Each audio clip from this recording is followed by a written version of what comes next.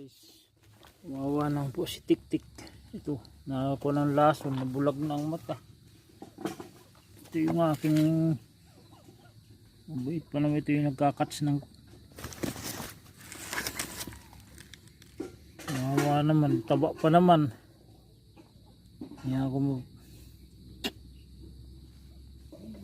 dapat pala ito eh.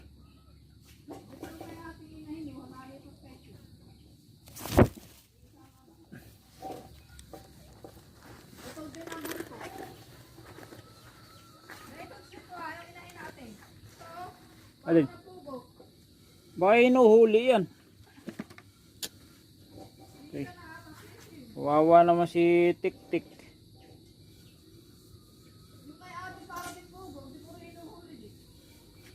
Sino naman kayo nag-i-interest na maghuli ng manok?